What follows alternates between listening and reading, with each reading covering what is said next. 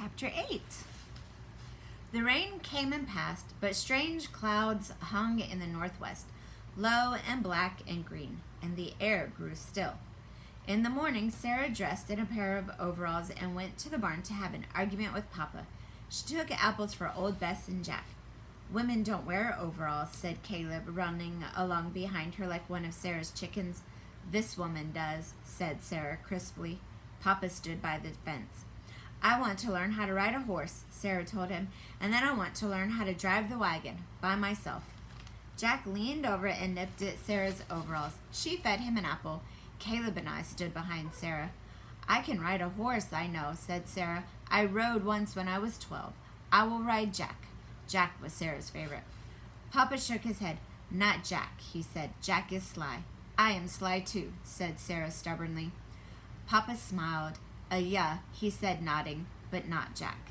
"Yes, Jack." Sarah's voice was very loud. "I can teach you how to drive a wagon. I have already taught you how to plow. And then I can go to town, by myself." "Say no, Papa," Caleb whispered beside me. "That's a fair thing, Sarah," said Papa. "We'll practice." A soft rumble of thunder sounded. Papa looked up at the clouds. "Today? Can we begin today?" asked Sarah. "Tomorrow is best," said Papa, looking worried. "I have to fix a house roof. A portion of it is loose, and there's a storm coming."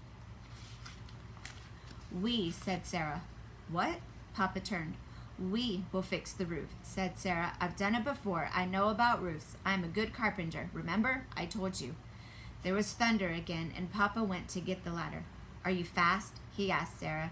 "I am fast, and I am good," said Sarah, and they climbed the ladder to the roof, Sarah with wisps of hair around her face, her mouth full of nails, overalls like Papa's, overalls that were Papa's. Caleb and I went inside to close the windows. We could hear the steady sound of hammers pounding on the roof overhead. "Why does she want to go to town by herself?" asked Caleb. "To leave us?" I shook my head, wary with Caleb's questions. Tears gathered at the corner of my eyes, but there was no time to cry, for suddenly Papa called out, "Caleb, Anna!" We ran outside and saw a huge cloud, horribly black, moving toward us over the north fields. Papa slid down the roof, helping Sarah after him. "A squall!" he yelled to us. He pulled up his arms, and Sarah jumped off the porch roof.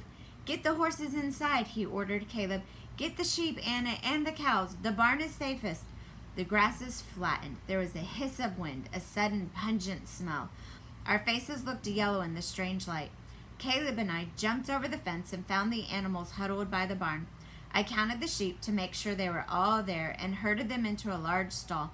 A few raindrops came, gentle at first, then stronger and louder, so that Caleb and I covered our ears and stared at each other without speaking. Caleb looked frightened, and I tried to smile at him. Sarah carried a sack into the barn, her hair wet and streaming down her neck. Papa came behind, Lottie and Nick with him, their ears flat against their heads. "Wait!" cried Sarah. "My chickens!" "No, Sarah," Papa called after her. But Sarah had already run from the barn into the sheet of rain. My father followed her. The sheep nosed open their stall door and milled around the barn, bleating. Nick crept under my arm, and a lamb, Maddie with the black face, stood close to me, trembling. There was a soft paw on my lap, then a gray body, Seal, and then as the thunder pounded and the wind rose, and there was a terrible crackling of lightning close by, Sarah and Papa stood in the barn doorway, wet to the skin. Papa carried Sarah's chickens. Sarah came with an armful of summer roses. Sarah's chickens were not afraid, and they settled like small red bundles in the hay. Papa closed the door at last, shutting out some of the sound of the storm. The barn was eerie and half-lighted, like dusk without a lantern. Papa spread blankets around our shoulders, and Sarah unpacked a bag of cheese and bread and jam, and the very bottom of the bag were Sarah's shells.